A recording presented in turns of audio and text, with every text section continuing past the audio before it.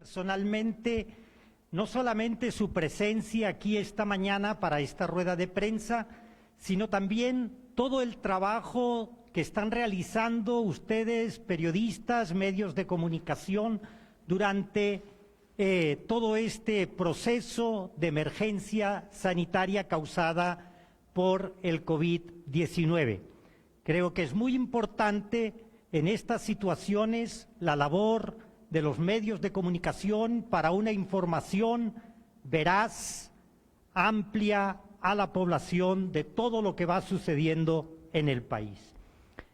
Este día queremos compartir con ustedes las razones de por qué la Universidad Centroamericana José Simeón Cañas presentó su renuncia irrevocable a ser parte del Comité del Fondo de Emergencia y de Recuperación y Reconstrucción Económica por los efectos causados por la pandemia del COVID-19. Comité que fue creado por el decreto legislativo número 608 con la aprobación de todos los representantes en la Asamblea Legislativa y que fue precisamente a propuesta de los partidos políticos que 5 organizaciones no gubernamentales, entre ellas la UCA, también la ESEN, FUSADES, Cámara de Comercio y ANEP, aceptaron ser parte de este comité formado por representantes de estas 5 organizaciones no gubernamentales y de 6 representantes del gobierno. La función principal de este comité era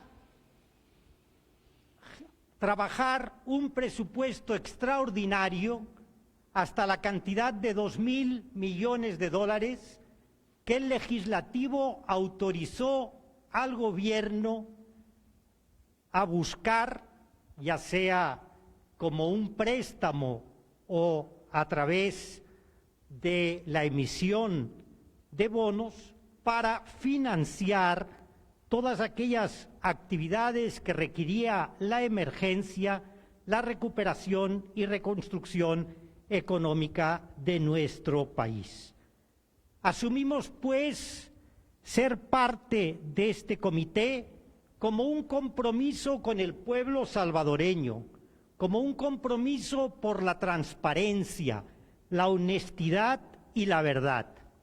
Y lo hicimos siendo muy conscientes que ello implicaba riesgos, que significaba un gran trabajo, pero con la esperanza que nuestra participación y la participación de las otras 4 organizaciones no gubernamentales ayudaría al mejor manejo de los recursos y también a una mejor dirección de los mismos, respondiendo a los intereses de la nación, a salvaguardar la vida de las personas más vulnerables y a las necesidades técnicas.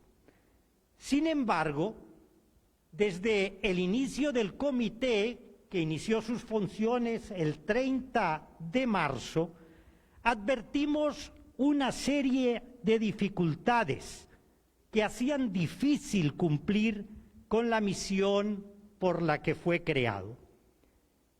Entre las dificultades que se han visto está, en primer lugar, la transparencia en las transferencias monetarias directas, la entrega de los $300 por familia a 1,5 millones de familias, sumando $400 millones. También vimos necesario la reforma del decreto 608 para poder realizar mejor su función. Tuvimos dificultades también porque no recibimos la información ni se plantearon varias de las funciones que se le asignaban al comité y que en sus reuniones no se tuvieron en cuenta.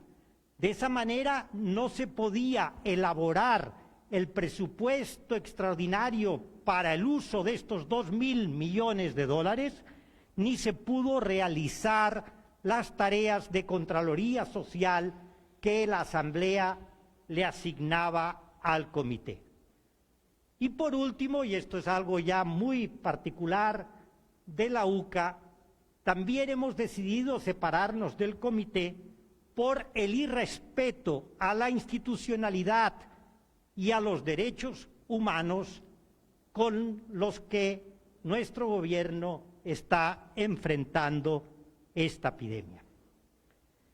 El primer problema lo tuvimos con el programa de transferencias monetarias. Como ustedes saben, ese programa se anunció antes de la entrada en vigencia del comité y se diseñó sin contar con el comité ni con la aprobación del mismo.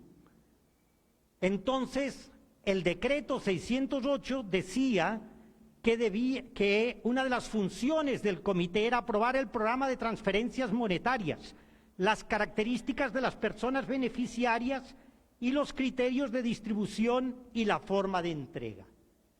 Nosotros desde el primer día dijimos que no nos hacíamos responsables de ese programa de transferencias monetarias, ya que no habíamos participado ni en su decisión, ni en su diseño, ni en la definición de las características de las personas que lo iban a recibir, ni tampoco en la modalidad de entrega.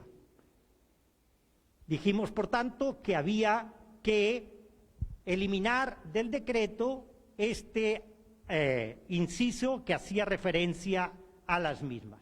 Pero esto ha ocurrido también con otros gastos que el gobierno está realizando a cuenta de estos 2.000 millones de dólares, como son la renovación y construcción de la red hospitalaria, la entrega de semillas y abonos, la entrega también de canastas básicas alimenticias que se han realizado sin tener en cuenta al comité. Cuando vimos que era necesario la reforma del decreto 608, también los representantes del gobierno en el comité estuvieron de acuerdo en esa necesaria reforma del decreto. Y de hecho, en el seno del comité se consensuó una reforma de ese decreto, ya que el decreto atribuía al comité funciones que no podía realizar. En concreto, pues ya he hecho referencia al apartado de las transferencias monetarias, pero también a la administración de esos fondos, dado que el papel de las organizaciones de la sociedad civil no es administrar esos fondos, sino realizar unas funciones de Contraloría Social y a la vez, pues, orientar en el uso de esos recursos. La parte gubernamental estuvo de acuerdo con la propuesta de modificación del decreto que hicimos las organizaciones de la sociedad civil. Pero, lamentablemente, el 24 de abril, representantes del gobierno presentaron a la Asamblea Legislativa una pieza de correspondencia proponiendo una reforma al número 11, al artículo número 11 de ese decreto. Reforma que en ninguna forma respondía a lo que se había consensuado. Y en dicha reforma se cambia completamente el destino de los fondos tal como se había aprobado el decreto 608. Hay que decir que la reforma no ha sido sometida al Pleno Legislativo y que tampoco ha sido aprobada, pero es muy importante porque esa reforma, ¿verdad?, ya hace una distribución de los fondos y asigna cantidades a cada uno de los rubros, con lo cual el comité ya no tiene una función de decidir sobre los mismos. Además, en la reforma se mantienen los 600 millones que iban dirigidos a las municipalidades, los 450 millones para transferencias monetarias y el resto, 950 millones, se asignan a cubrir las deficiencias del presupuesto general del Estado 2020 generados por la emergencia del COVID. Ya se elimina lo que se había puesto en el decreto y que era muy importante, que se dedicaran los recursos sobrantes al manejo de la emergencia, al apoyo a la agricultura, al sector agropecuario, a los trabajadores que se veían afectados por la emergencia y la cuarentena, y también a las pequeñas, micro y medianas empresas para que tuvieran liquidez. Incluso el decreto establecía implementar un fondo de liquidez para las micro, pequeñas y medianas empresas afectadas por la emergencia, financiar a los productores agrícolas de granos básicos y al sector agropecuario, un programa de subsidio de pago de planilla a empleados afectados por la declaratoria de emergencia nacional y cuarentena nacional y sus efectos. Para nosotros sentimos que el haber presentado una propuesta de reforma al decreto 608 que no había sido acordada en el seno del comité, sino bien diferente, nos pareció una falta de ética, una falta de deslealtad del gobierno con el comité y especialmente con las organizaciones no gubernamentales que formamos parte del mismo. De hecho, fue en ese momento en que la UCA decidió retirarse del comité, ¿verdad?, en ese momento, y estoy hablando del 24 de abril, y no como se nos dice, pues que la decisión se tomó hace poco. Otro aspecto importante y que ha sido claramente señalado es que el comité debía elaborar un presupuesto, insisto en esto, un presupuesto para el destino de los fondos, presupuestos que debe ser aprobado por la Asamblea Legislativa con el voto de 2/3 de los diputados. Ese presupuesto no se ha elaborado ni se ha podido elaborar porque no se han tomado las decisiones respecto al mismo en las distintas reuniones del comité. Además, también se ha pedido al comité un plan de trabajo, una hoja de ruta, lineamientos para definir prioridades, aspectos que no se han trabajado en el comité. Igualmente se pidió a la parte gubernamental entregar toda la metodología y los criterios con los que fueron entregados los $300 a las familias salvadoreñas, información que a la fecha tampoco se ha presentado. La parte no gubernamental presentó también al comité los términos de referencia para contratar a una empresa auditora internacional para que auditara el uso del fondo de emergencia para la recuperación y reconstrucción económica, aspecto que tampoco ha sido discutido en el seno del comité.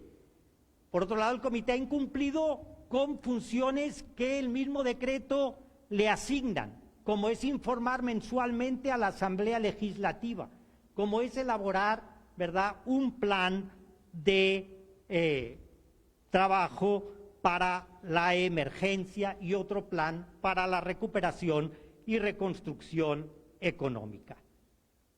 Por esa razón también no estamos conformes y no deseamos seguir en un comité que no cumple con las funciones que le señala el decreto que le dio vida.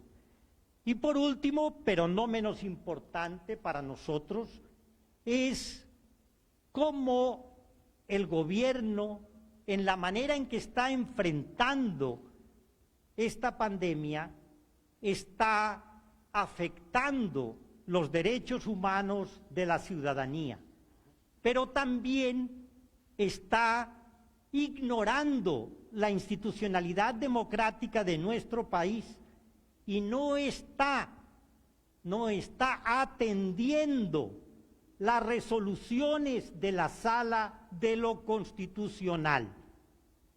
Está, por tanto, irrespetando la institucionalidad de nuestro país. Esas actuaciones nos parecen contrarias a los valores, principios que la UCA siempre ha promovido y defendido. Y podría interpretarse nuestra participación en el comité como que avalamos estas decisiones y estas actuaciones que está realizando el gobierno de El Salvador, contrarias a la democracia, a la institucionalidad y a los derechos humanos. Queremos agradecer a la Asamblea Legislativa que tuvo a bien otorgarnos a la Universidad Centroamericana, junto con las otras 4 instituciones no gubernamentales, pues el ser parte de ese comité. Y lamentamos no haber podido realizar el trabajo que se nos había encomendado.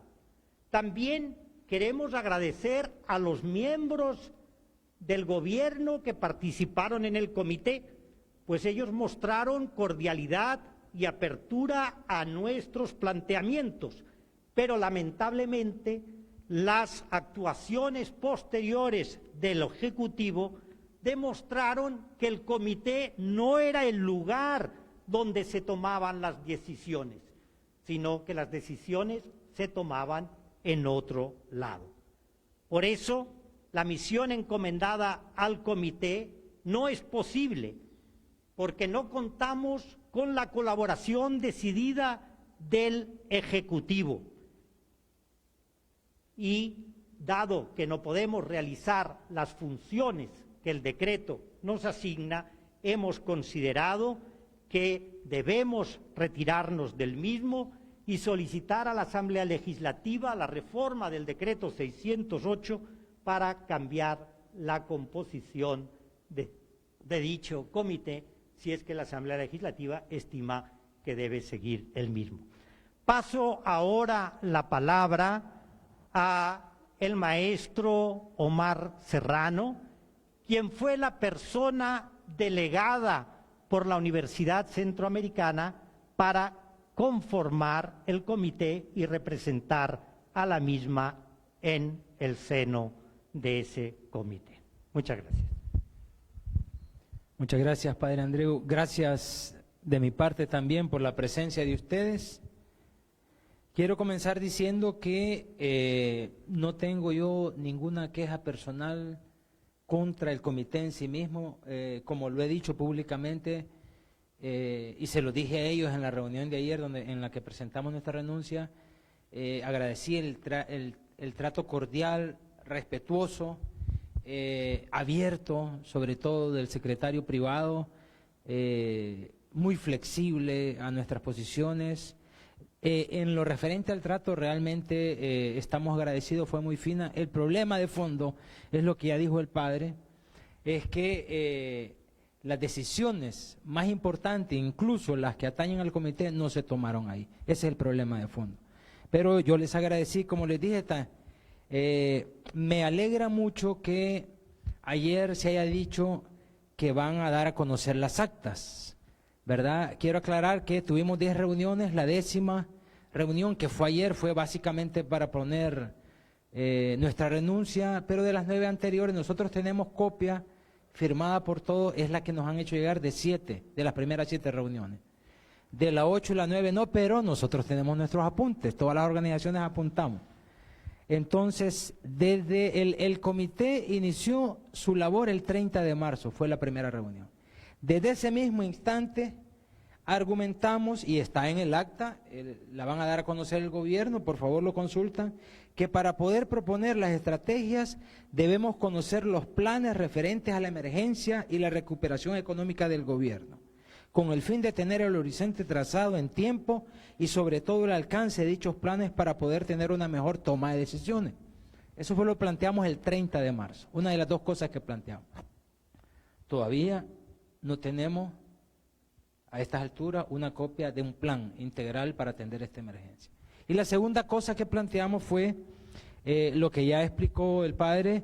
Miren, no nos sentíamos conformes porque el decreto 608 dice que al comité le toca aprobar el programa de transferencias monetarias y las características de las personas beneficiarias y los criterios de distribución.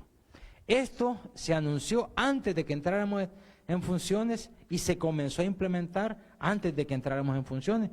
Entonces manifestamos esta inconformidad y, como dice el padre también, dijimos que no nos hacíamos responsables de eso porque no habíamos tenido nada que ver, y desde entonces planteamos la necesidad de reformar el decreto 608, el decreto legislativo 608. En la segunda reunión fue el 1 de abril, parte de los acuerdos lo pueden ver el acta, el gobierno la va a dar a conocer, dice, si no, nosotros la vamos a dar a conocer después, si no, ellos no la dan. Dice que el Ministerio de Hacienda elaborará y presentará una propuesta de roles y responsabilidades de las distintas instancias involucradas de cara al financiamiento a gestionar por este comité.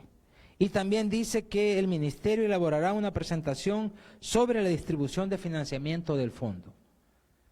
Todavía estamos esperando esas cuestiones, ¿verdad? Solo le estoy dando por cosas que se han dicho, compromisos que adquirieron y que están en las actas. Todos los miembros del comité tenemos estas 7 actas. En el acta número 3 del 3 de abril, ¿verdad?, insistimos en que había que reformar más integralmente el decreto legislativo 608 porque, por ejemplo, nos daba responsabilidades sobre las alcaldías, de administración, de realizar auditorías, eso no era propio, ¿verdad? Entonces insistimos en la necesidad de reformar el decreto legislativo 608. Pero en esta reunión del 3 de abril, ¿verdad?, se acordó que una propuesta de metodología y lineamientos para asignar fondos a los proyectos del gobierno a cargo del Ministerio de Hacienda en conjunto con otros ministerios, que los proyectos debían tener como mínimo plan de acción, plazo y monto, los proyectos del gobierno central, ¿verdad? Eso fue un acuerdo y se dijo que el plazo de entrega estaba por definir, no se había. Todavía, que sepamos, no hay un plan con estas características que se ofreció ese día. También en la misma reunión se volvió a decir que se iba a presentar una propuesta de metodología y lineamientos para asignar fondos a los proyectos de gobierno, ¿verdad? Y que eso iba a ser con posterior fecha. Lo que acabo de decir nunca se presentó, ¿verdad? En la reunión número 4 del 7 de abril, el ministro de Salud nos hizo una excelente presentación, ¿verdad?, sobre la pandemia, realmente buenísima, sobre la fase 1, la fase 2 en que entrábamos, sobre la fase 3, la fase 1 de contención, la fase 2 de respuesta, que es la que estamos, y la fase 3 de transición. Realmente fue una buena presentación en PowerPoint desde el punto de vista sanitario, ¿verdad? Pero para efectos de nuestro trabajo, le preguntamos, y esto lo recuerdo fielmente porque fui el que le pregunté, ¿cuál había sido la inversión en la fase 1 del gobierno y cuáles estimaban que iba a ser la inversión en la fase 2? A lo que el ministro, y búsquenlo en las actas, acta 4 del 7 de abril, ahí está, el ministro contestó que se estaban haciendo los consolidados, no se tenían los datos y que se presentarían en una próxima reunión, ¿verdad? Y entre los acuerdos, a solicitud nuestra, se nos ofreció compartir esa exposición muy buena, esa presentación más bien en PowerPoint que hizo el ministro. En la reunión 5 del 8 de abril, lo pueden cotejar con las actas que va a compartir el gobierno. En esa reunión, como quedó pendiente que el ministro de Salud informara, fue el ministro de Hacienda el que tomó la palabra y compartió, pero no crean que con un documento, ¿verdad? Si no, se han invertido tantos millones en la fase 1, ¿verdad? Así de palabra, ¿verdad? Entonces, realmente fue una respuesta, no explicó nada de la fase 2, se acordó otra vez que en fechas posteriores se iba a presentar lo que se pensaba invertir en la fase 2, pero fue una respuesta que en ese momento nos satisfizo, pero fue de palabra, no un documento así. Lo más que llegamos a tener fueron presentaciones en PowerPoint. Yo en su momento agradecí todas estas presentaciones, esperando que después iban a profundizarse. En esta reunión se acordó que el Ministerio de Hacienda informara de manera periódica sobre la inversión en las distintas fases de la pandemia, para llevar el control y nosotros como comité tomar decisiones, ¿verdad? No se volvió a tener también esto. En esta quinta reunión, de parte de la sociedad civil, un compañero integrante del comité presentó propuesta de lineamientos para asignar recursos a las municipalidades y términos de referencia para auditorías, ¿verdad? En esta reunión fue que se explicitó que esto no excluía el papel que por ley le corresponde a la Corte de Cuentas de la República, ¿verdad? El compañero que expuso fue el que sugirió en esta presentación que, en vista de que no aplicaba la ley la CAP por el estado de emergencia, se sugería que la Corte de Cuentas, estoy leyendo el acta sí, que la Corte de Cuentas ejerciera un control preventivo y concurrente. Se pidió solicitar esto a la Corte de Cuentas de la República. De hecho, después se informó que el presidente de FUSADES, que no estaba en el comité, pero que era una institución miembro, habló con la presidenta de la Corte pidiendo expresamente esto, pero el acuerdo es que el gobierno lo iba a presentar. También se acordó en esta reunión que el Ministerio de Hacienda iba a informar de manera periódica sobre la gestión de financiamiento, ¿verdad? Y que se realizan gestiones para esto de la Corte de Cuentas. En el acta 6, o en la sesión 6 del 14 de abril, nosotros presentamos desde la sociedad civil una propuesta de reforma al decreto legislativo 608, del que ya les hablé, que no estábamos conformes por las situaciones apuntadas, y ahí se sugirió que era mejor discutirla entre los equipos legales de abogados de las instituciones, ¿verdad?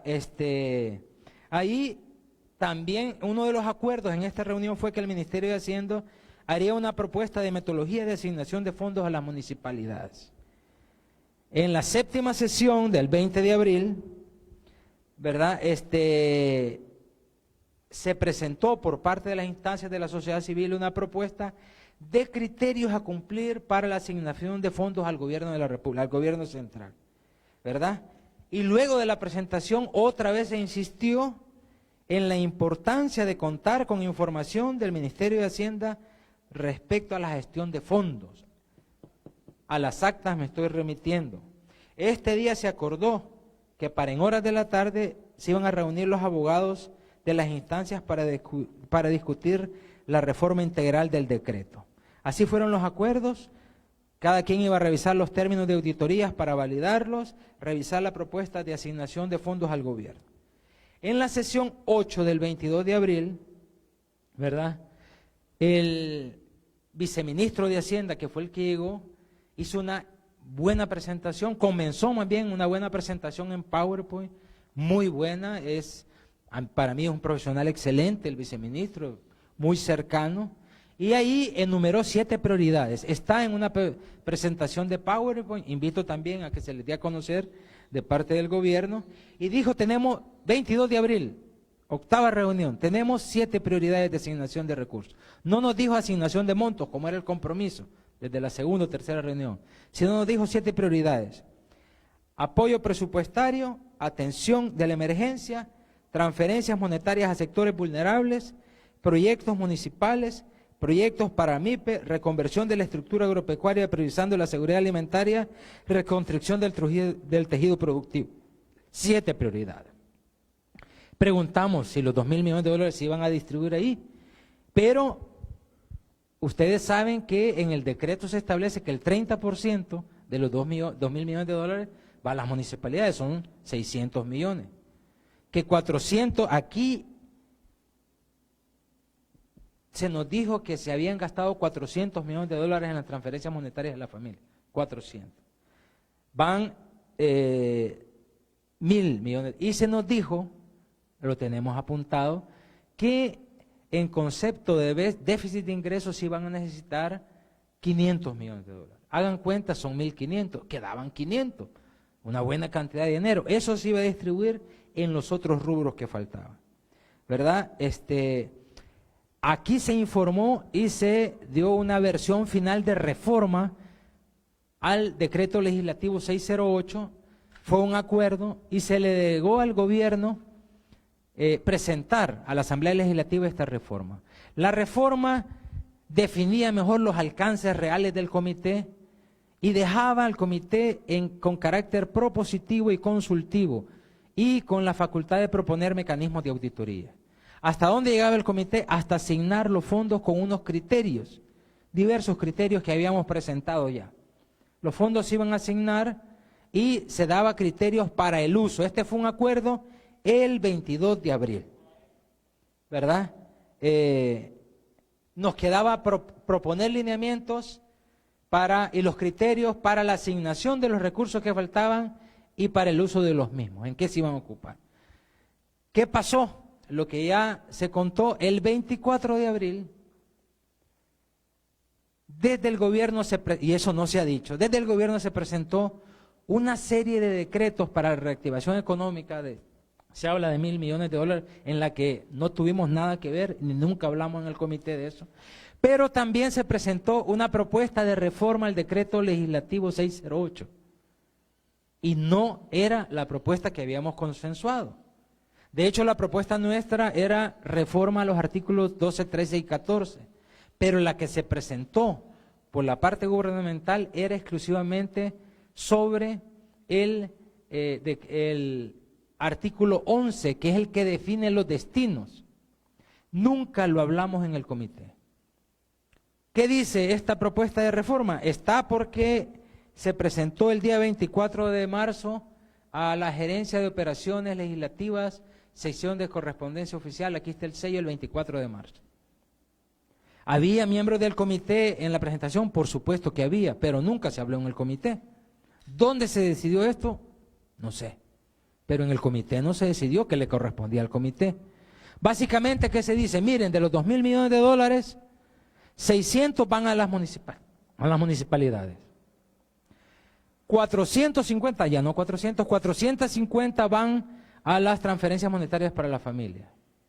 Quedan 950 y los 950 restantes van para cubrir el déficit de ingreso del presupuesto general de la Nación 2020. Eso plantea la propuesta. Yo me quedé sorprendido cuando me di cuenta de la propuesta porque jamás la hablamos en el comité. Esto no lo han dicho, ¿verdad? En la asamblea hay copia de esto, ¿verdad? Pueden comprobarlo. El 22 de diciembre en la reunión el viceministro de Hacienda nos dice, en estas son las 7 prioridades y se va a distribuir en esto. Y 2 días después se presenta una propuesta que dice lo contrario. Se nos había dicho que se habían gastado 400 en las transferencias monetarias de la familia y se presenta 450. Y se nos dijo que se necesitaban 500 millones de dólares para cubrir el déficit de ingreso y en la propuesta dice 950.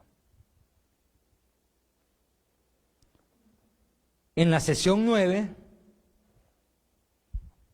ustedes pueden consultar el acta, a ella me remito, no estuvieron presentes por sus múltiples explicaciones y por la emergencia el coordinador del comité, que voy a decir otra vez, fue un hombre recto, un caballero, flexible. Por eso me extraña la declaración de ayer. No estuvo el asesor jurídico también presente y tampoco estuvieron los ministros de salud. Pero el punto central fue nuestra inconformidad con esta propuesta que se presentó a la Asamblea Legislativa de manera unilateral e inconsulta. Y les repito las frases que yo dije dentro del comité porque me gusta decir las cosas enfrente, y lo volví a decir ahí en la reunión. Dije que no tenía problemas con el comité, como se lo dije, pero que me parecía que no se estaban tomando las decisiones más importantes ahí. Y yo les dije que esa era una falta de respeto al comité, que era antiético y era una falta de transparencia haber hecho eso. Se lo dije. Hubo ministros y ministras que nos dieron la razón, pero dijeron que no podían explicar, que eso lo manejaban otra gente que no estaba en la reunión, que esperáramos. Nos dieron la razón, ¿verdad? Pero no pudieron opinar porque percibió que nos dijeron, eso lo manejan fulano y mengano, ¿verdad? Tanto que se interrumpió la reunión para tener una segunda parte de la novena reunión al siguiente día, con el punto único de esta propuesta de reforma, como dice, imagínense que el compromiso es que el comité llega hasta la asignación de fondos, lo que ya les conté, dar lineamientos y criterios para la asignación de fondos y el uso de recursos. Si ya se repartieron los 2.000, ¿qué papel le quedaba al comité? Y no solo eso, en la propuesta que ustedes pueden comprobar, ya la deben tener o hay copia en la asamblea, se dice en qué tienen que gastar a las municipalidades. De los 600 millones de dólares, 300 son para canasta alimenticia. Nosotros también era prioridad la alimentación, teníamos esa propuesta, ¿verdad? Y que esos 300, las canastas tienen que comprárselas al Poder Ejecutivo, 300 millones de dólares. Entonces la segunda reunión, ya voy terminando, la segunda parte de la reunión novena fue, ahí llegó el asesor jurídico de la presidencia, volvimos a expresar este descontento, ya no lo voy a repetir, escucharon muy calmadamente y el acuerdo fue, esperemos que pase nuestra propuesta, esta es de la que estoy hablando. Nunca se presentó la propuesta que habíamos consensuado. Y cuando la sancione el presidente, lo vamos a volver a convocar. Todavía no se han sancionado, pero la actitud demostró lo que significaba el comité. No nos tomaron en cuenta. Eso tienen que reconocerlo, como yo puedo reconocer otras cosas. Y de hecho, la 10ª reunión a la que nos convocó, que fue la única, como dijo el secretario privado, que la hicimos con una plataforma virtual, fue solo para poner nuestra renuncia. ¿Quién está diciendo falsedades? Saquen ustedes sus conclusiones. ¿Quién le huye a la transparencia? Saquen ustedes sus conclusiones. Resumo, nunca se nos presentó un plan integral de enfrentamiento a la pandemia como pedimos en la primera reunión. Nunca se presentó a la Asamblea Legislativa la propuesta consensuada al decreto legislativo 608 como habíamos consensuado y como habíamos. En su lugar se presentó otra que no conocíamos. Tercero, no se nos presentó propuesta de roles y responsabilidades de las distintas instancias involucradas de cara al financiamiento para gestionar en el comité que se comprometieron el 1 de abril. A las actas me remito. Nunca se nos presentó una propuesta de distribución del financiamiento y cuando se hizo, en esa buena presentación, viceministro, se presentaron 7 prioridades, no distribución de financiamiento. No se nos presentó la propuesta de metodología y lineamientos para asignar fondos a los proyectos del gobierno. Esto era una cosa, en su lugar, un compañero, ya les conté, presentamos una propuesta. Miren, fuimos escuchados, ciertamente tuvimos voz. Lo que no tuvimos fue voto, ¿verdad? Y coincido con el secretario privado que no tomamos ninguna decisión de peso. Nunca llegamos. Hubo cordialidad, se nos escuchó. El problema es que se hicieron presentación de propuestas de asignación de fondos a los gobiernos locales, asignación de fondos al gobierno central y TDR de auditoría. Todas se nos escuchó y todo, pero nunca dijeron, esta vamos a retomar. Nunca se tomó decisión sobre ello. Nunca se nos presentó lo invertido en el ramo de salud en la fase 1, formalmente hablando, ni lo estimado a invertir en la fase 2 en la que estamos, como se comprometieron en la cuarta reunión del 7 de abril. Tampoco se nos compartió la maravillosa presentación del ministro de Salud como se había prometido. Nunca se tomó una decisión sobre las propuestas de criterios de asignación de uso de fondos a las municipalidades y al gobierno central, ni de las auditorías. Nunca que sepamos se invitó formalmente a la Corte de Cuentas de la República, de parte del comité por lo menos, para realizar las auditorías preventivas y concurrentes. Es más, se presentó esta propuesta de reforma al decreto legislativo, donde se distribuyen los 2.000 millones de dólares y donde hasta si se dicen que lo van a ocupar las municipalidades. ¿Qué le quedaba al comité? Díganme ustedes, pónganse. ¿Qué le quedaba? Decidir si era hasta la asignación de fondos. Es como cuando tienen una lámpara bonita en la casa, que es bonita, pero ya no enciende, ya no funciona. Y dices, ya no sirve, pero la voy a tener ahí. Nosotros no entramos al comité para eso. Tuvimos voz completamente. ¿Voto de qué? Si ya estaba decidido. Ya estaba decidido. ¿Dónde están las falsedades? Nosotros no tenemos problemas de transparencia. ¿Quién es el que tiene problemas de transparencia? E insisto, el problema no es el comité en sí mismo. El problema es que hay decisiones que no se tomaron y no se toman ahí, sino en otras esferas, no sé cuáles, pero no en el comité. Y de repente ya estaban tomadas, hipotecaron el trabajo. Por honradez, nosotros decimos, no, vamos a seguir ahí porque se deciden cosas que debían decidirse dentro del comité y creo que lo mismo piensan las otras instancias de la sociedad civil.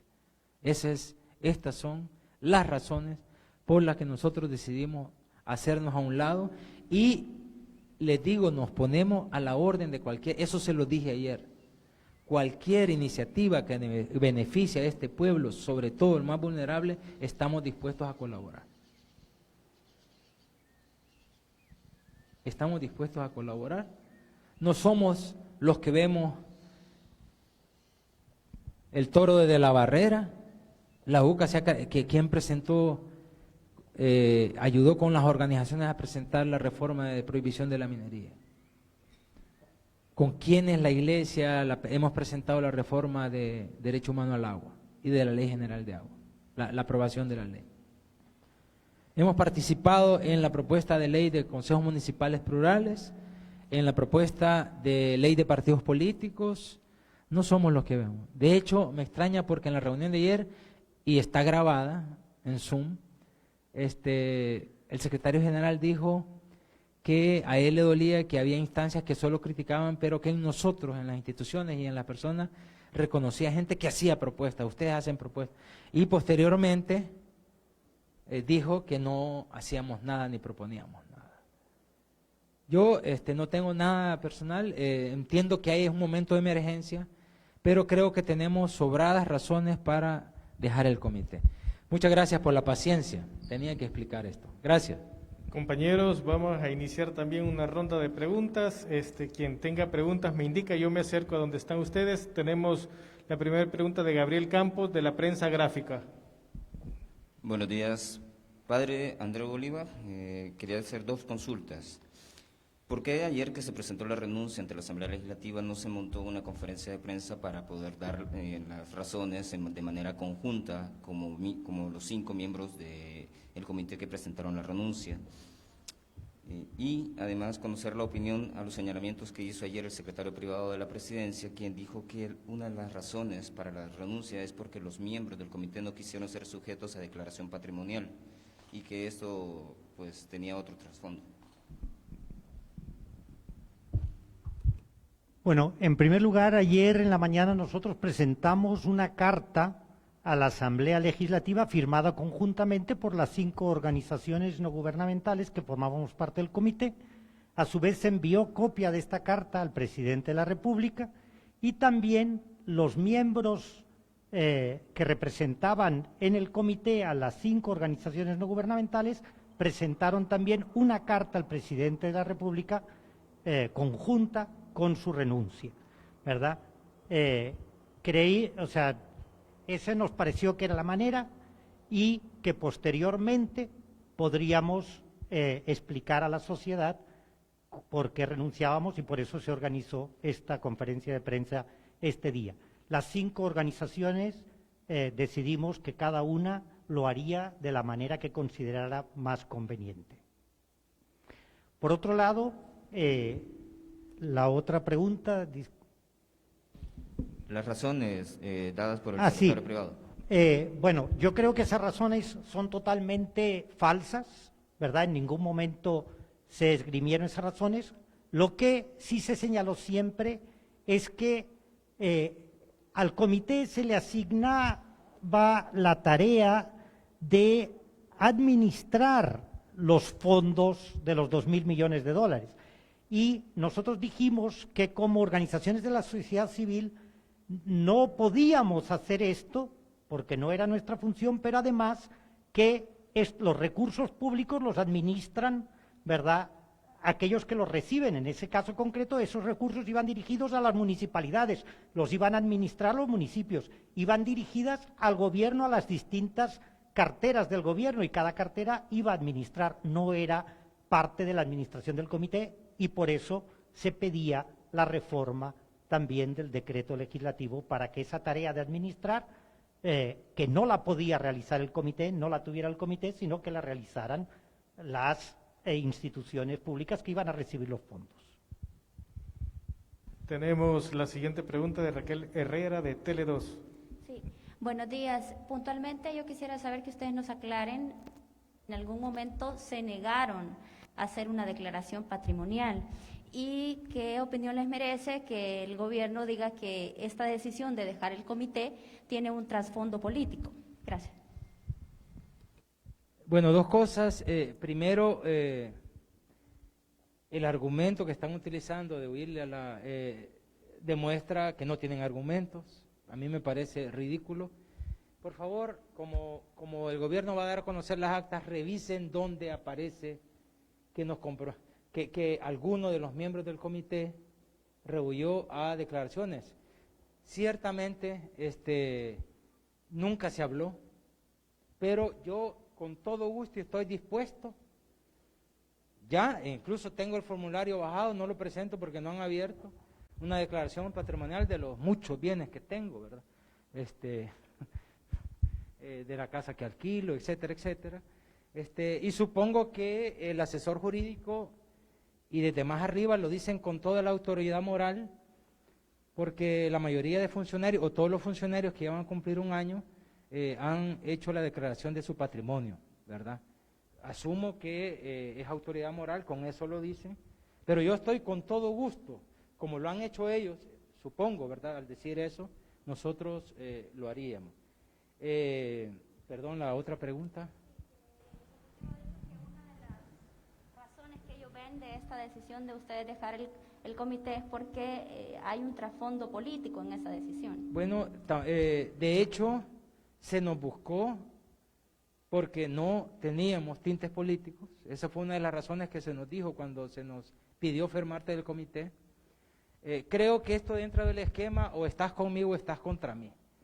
¿Verdad? Y dividir el mundo en negro y blanco, cuando en la realidad sabemos que hay grises y muchas tonalidades de grises. El no estar de acuerdo en alguna posición, el criticar algo no quiere decir que estoy en contra de vos, a lo mejor quiero ayudarte, pero en este esquema cerrado, ¿verdad?, maniqueo, el que critica entonces dice tiene fines políticos. Si por algo nos escogieron y aceptó el gobierno, es porque no tenía fines. Nosotros estamos comprometidos con la honestidad, lo que yo les he contado. Tengo más argumentos, pero me remito a las actas que va a dar a conocer el gobierno. Ahí están las 7 que tenemos todos. Por favor, cuando las dé a conocer, registren. Lo que no tenemos, ya dije, de las 8 y de las 9. Quizás para aclarar, si uno suma los 2.000 millones de dólares aprobados para que el comité pues dirigiera y hiciera el debido presupuesto extraordinario para presentar a la Asamblea Legislativa, y los 1.000 millones aprobados posteriormente para la rehabilitación económica, fíjense que de los 3.000 millones, 400 van a cubrir deudas que tiene el gobierno, 210 millones a cubrir deudas que tienen los municipios, 950 millones al presupuesto general de la República. En total suma 1.560 millones. Más de la mitad de los 3 millones van para pagar deudas, no para enfrentar la epidemia ni para la rehabilitación económica. Esa es algo que nos parece importante y que nosotros no estamos de acuerdo con esa distribución. Solamente van a la sociedad los 450 millones entregados en transferencias monetarias directas, 390 millones de los 600 que recibirían la municipalidad y 600 para el fideicomiso para las micro, pequeñas, medianas empresas y para apoyo a los empleados, que son 1.440 que van realmente para paliar la situación y para lo que podría ser tener un impacto directo en la sociedad. Nos parece que esa no era el fin de esos 2.000 millones de dólares cuando se aprobaron y por tanto no estamos de acuerdo en eso. Tenemos a Baltasar Ventura de Así es mi gente de Estados Unidos. Gracias, estamos totalmente en vivo para nuestra diáspora y pues el mundo. Consultarle, el país está en crisis y mi pregunta va en esto: ¿por qué antes de tomar esa decisión ustedes no denunciaron esto? ¿Por qué no hicieron una conferencia de prensa? ¿Por qué no se unieron para dar a conocer antes de poner, por decirlo así, pues en una situación difícil nuevamente para este dinero que se está buscando para el trabajo?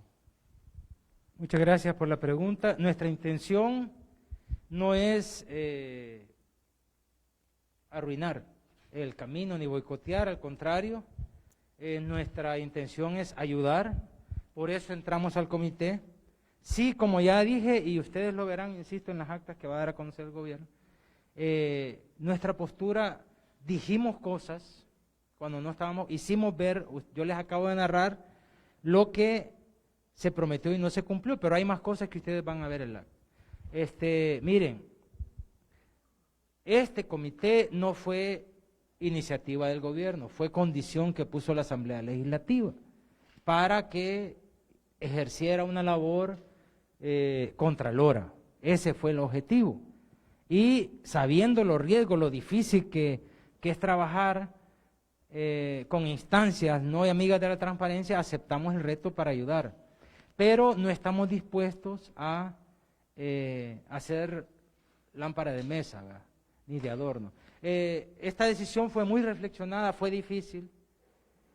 Nosotros, y supongo que las instancias de la sociedad civil también, conformamos un equipo de trabajo. Habían economistas, abogados, especialistas en desarrollo con la idea de aportar. Pero fue difícil ser propositivos en esto, ¿verdad? Se nos escuchaba, pero nunca se tomaron decisiones. Y insisto, este gobierno no quería el comité, yo creo que hasta es mejor para ellos, ¿verdad? Y los miembros del comité, a quien les tengo aprecio yo, porque nos trataron muy bien, saben que este comité ya no tiene la función encomendada por la Asamblea. Lo saben, que las decisiones no se toman ahí.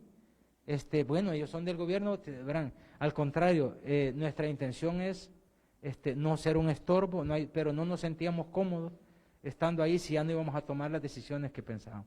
Gracias por la pregunta y un saludo a toda la gente. Tenemos una última pregunta de Roxana Lazo de El Faro. Buenos días. La ley de enriquecimiento ilícito en el artículo 5 da una lista cerrada de funcionarios que están obligados a rendir declaraciones de patrimonio. Dentro de esta no contemplan la figura la que ustedes ostentaban en el comité. Pese a esto, ustedes siempre van a rendir declaraciones de patrimonio. Le agradezco la información porque yo no soy abogado, no sé, pero no tengo ningún problema e incluso bajé el formulario. La verdad es que nunca tuve una experiencia de estas, no, pero con todo gusto la podemos hacer. Yo digo, si me lo piden es porque ellos ya lo hicieron, ¿verdad? Ya todos han presentado, después de un año, asumo yo eso. Ellos tienen un año de ser funcionarios, nosotros lo fuimos por aunque ellos dicen que todavía somos, por 6 semanas, creo yo, ¿verdad? Pero con todo gusto, yo no tengo ningún inconveniente. Dicen que el ladrón juzga por su condición, y no vamos con todo gusto nosotros lo hacemos. No, nunca se habló en el comité, vean las actas, nunca se habló el tema, nunca nadie dijo que rehuíamos a eso. Muchas gracias por la pregunta. Así finalizamos esta conferencia de prensa. Gracias a los medios que nos acompañaron.